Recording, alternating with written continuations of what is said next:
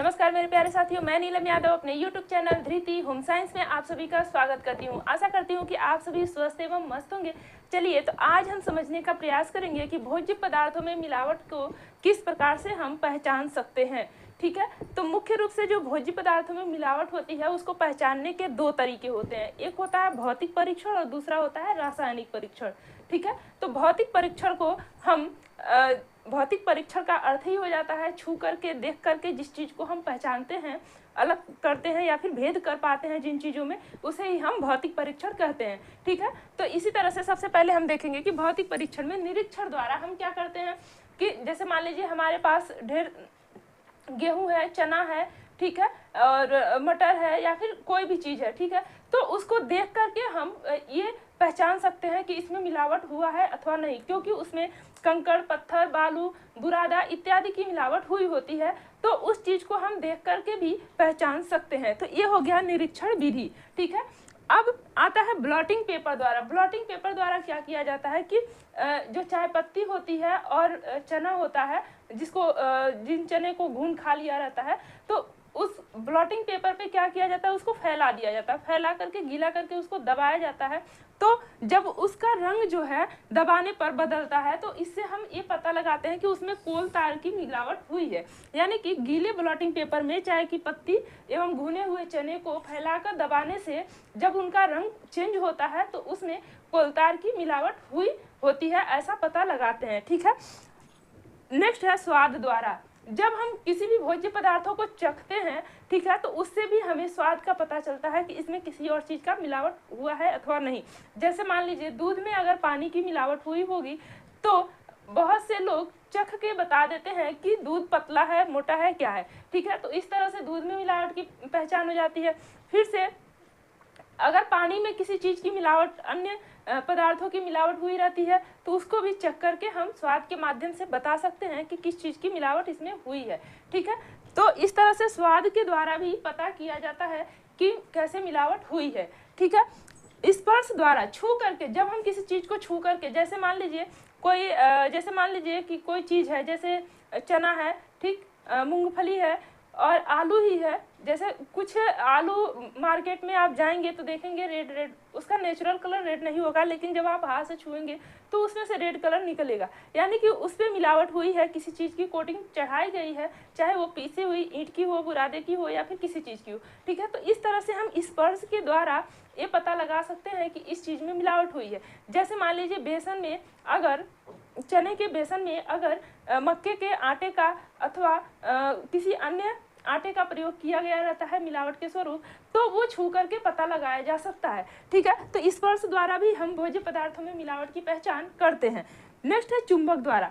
सूखी हुई चाय पत्ती, कोका, कॉफ़ी में लोहे का बुरादा मिला होता है, जिसको हम चुंबक के द्वारा अलग करके देख सकते हैं कि इसमें लोहे की मिलावट हुई है। ठीक है, तो इस प्रकार से हम इस चीज को पता लगा सकते हैं। नेक्स्ट है पानी में घोल बनाकर। शुद्ध हींग जल में घुलनशील होता है, इसलिए जब उसको जल में डाला जाता है तो वो दुधिया रंग का हो जाता है और ना घुलने पर इसमें रेजिन की मिलावट का पता चलता है। ठीक है, हींग में रेजिन की मिलावट का पता चलता है।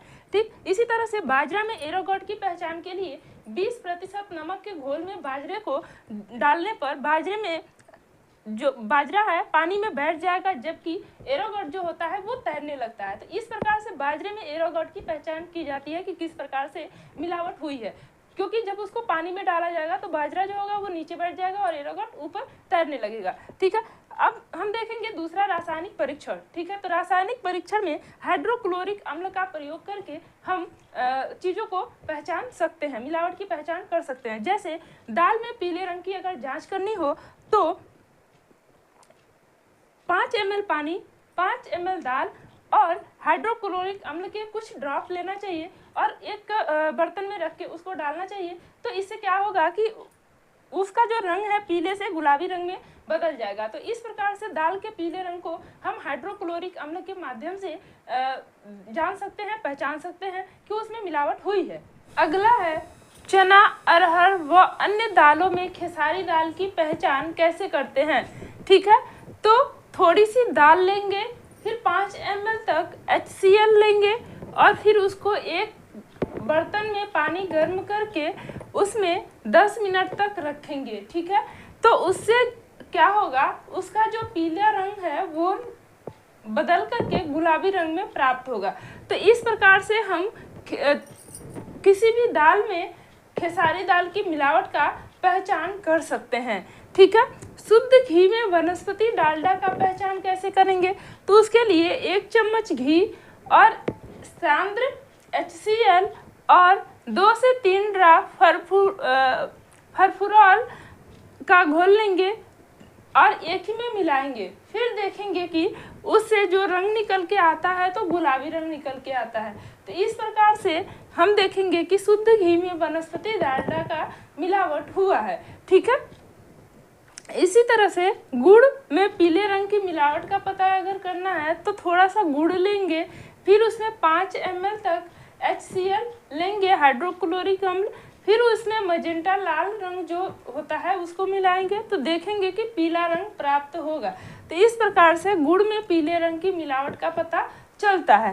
ठीक इसी प्रकार से बूरा में चीनी, जो चीनी का बुरादा होता है उसमें धोने वाला सोडा का मिलावट हुआ है, इसका पता लगाने के लिए चीनी का बुरादा लेंगे और HCl जो हाइड्रोक्लोरिक अम्ल है उसको डालेंगे। ठीक है, तो उसमें से एक बदबूदार गैस निकलेगी।